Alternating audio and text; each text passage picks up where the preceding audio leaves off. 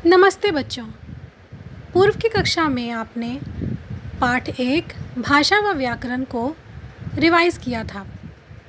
आज की इस दूसरी हिंदी व्याकरण की पुनरावृत्ति कक्षा में हम इसी पाठ से संबंधित अभ्यास कार्य को एक बार पुनः दोहराएंगे।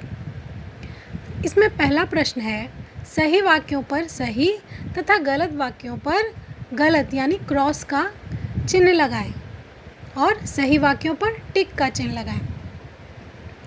पहला है, गाय घास खा रही है। क्या यह वाक्य सही है? जी हाँ, गाय स्त्रीलिंग होती है, इसलिए यह वाक्य बिल्कुल ही शुद्ध है। तो हम यहाँ पर सही का निशान लगाएंगे। दूसरा वाक्य है, तोता मिर्च खा रही है। यह वाक्य अशुद्ध है क्योंकि तोता पुल्लिंग है, इसलिए यहाँ पर तोता मिर्च खा रहा है होगा। इसलिए हम यहाँ पर क्रॉस का यानी गलत का निशान लगाएंगे। तीसरा वाक्य है, कुत्ता भौंक रहे हैं। बच्चों, कुत्ता भौंक रहे हैं, कुत्ता एकवचन है और यहाँ पर रहे हैं बहुवचन के साथ लगता है, इसलिए एकवचन के साथ हम हमेशा रहा है या रही है का ही प्रयोग करेंगे। तो इसलिए यह वाक्य भी अशुद्ध हो जाएगा। इसका शुद्ध वाक्य होगा, कुत्ते भौंक रहे हैं। चौथा वाक्य है, कलम मेरे को दो। मैंने पूर्व की पुनरावृत्ति कक्षा में आपको बताया था कि मेरे को दूध चाहिए, यह वाक्य गलत होगा। जिसका सही वाक्य होगा, मुझे दूध चाहिए।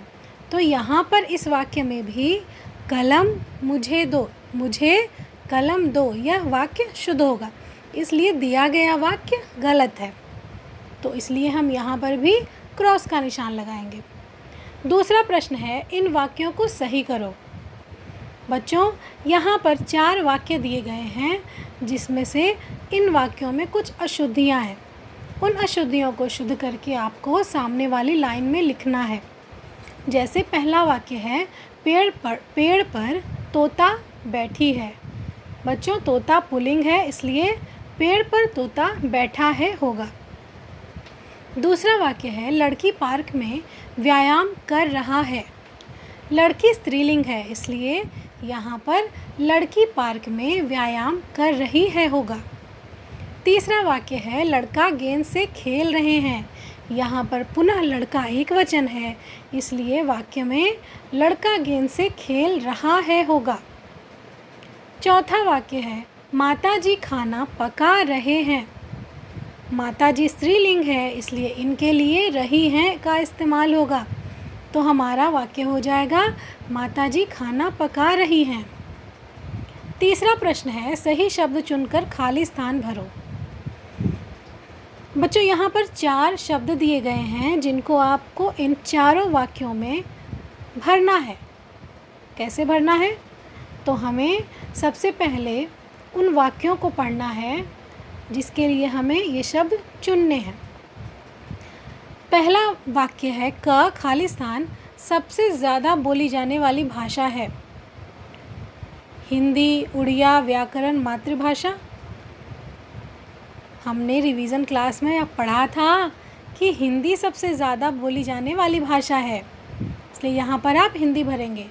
ख वाक्य में खाली स्थान भाषा का सही प्रयोग सिखाता है। हमें भाषा का सही प्रयोग कौन सिखाता है? हाँ, व्याकरण। तो व्याकरण हमें भाषा का सही प्रयोग सिखाता है।